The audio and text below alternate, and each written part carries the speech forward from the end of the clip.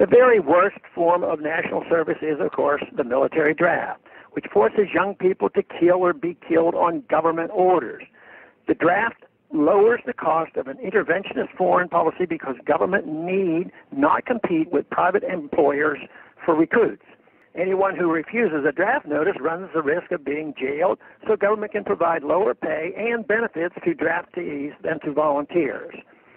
As the burden of our hyper-interventionist foreign policy increases, it is increasingly likely that there will be serious attempts to reinstate the military draft. The Senate just voted on a bill that would have women be eligible to be drafted into the U.S. military for the first time in American history. Last week, the House Armed Services Committee approved a groundbreaking bill that would require women to register for the draft.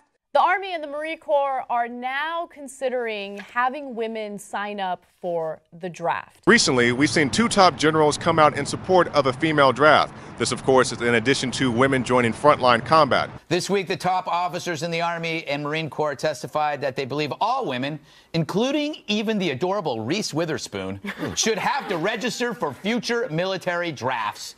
American women have a bigger role than ever in the military these days, but it's all voluntary until now.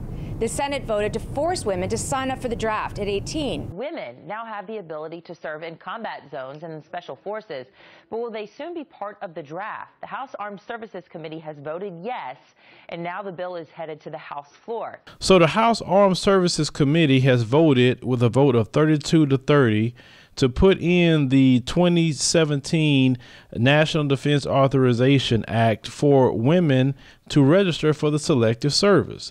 So here's an article out of military.com. Women will likely have to register for the draft, Army Secretary says, October 12, 2015. So I know you were out of office last session, but my question is about H.R. 5485. It was a military appropriations bill. I hope I speak for everyone here when I say we have an all-volunteer military and it should stay that way. Unfortunately, there are a lot of people who voted for that bill. I guess there was a rider snuck in that would have required teenage girls to sign up for the Selective Service. Under the Senate bill passed on Tuesday, women turning 18 on or after January 1st of 2018 would be forced to register for Selective Service, as men must do now and have for decades.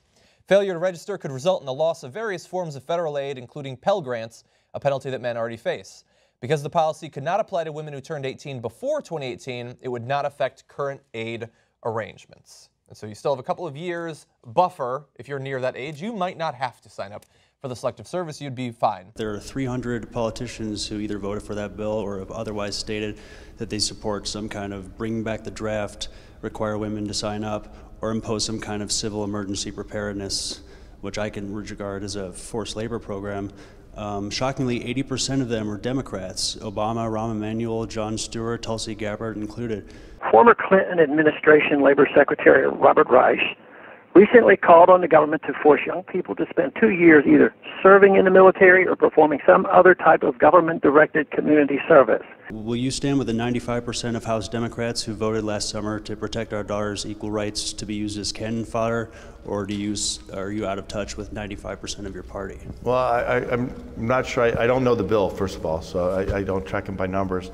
But I can tell you that Rahm Emanuel wasn't voting in Congress last time, so I'm not sure where that's going. Universal citizen service.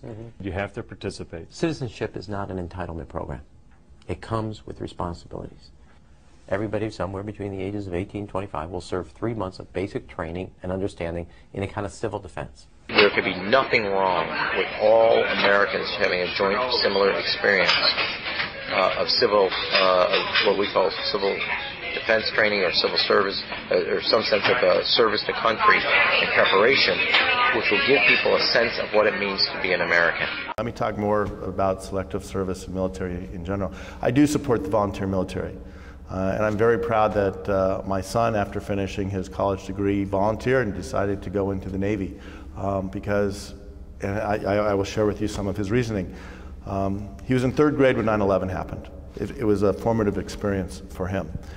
When he was in middle school, he watched a documentary called Restrepo. I don't know if anyone saw this, but it talked about a forward operating base in Afghanistan. And it talked about the intense boredom punctuated by severe I guess excitement's not the right term, but adrenaline when there is a battle.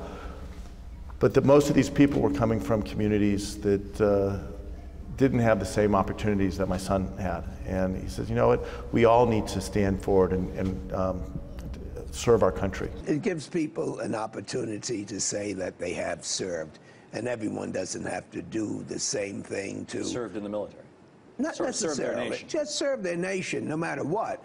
Would you still seriously favor a draft in this country? You bet your life, and underscore serious. You will introduce that bill again. You can depend on that. And different people serve their country in different ways.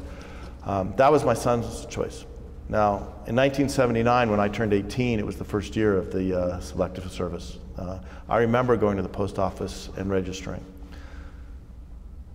I also have a vaguer memory of the debate about equal rights. It was something I was raised with. And the reason I say it's vague is because we've made, and it's something we still have to keep fighting for, a lot of progress of recognizing that men and women all should have the same opportunities. The military leaders of the Army and Marine Corps said that they believe young women, just as young men are required to do, should sign up for selective service in case the draft is reinstated. I have no problem whatsoever with people of either gender serving in combat, so long as the minimum requirements necessary to do the job are not compromised. But I support that. And obviously, if now that is the case, I do believe that selective service should be opened up for both men and women in case a draft is ever instituted.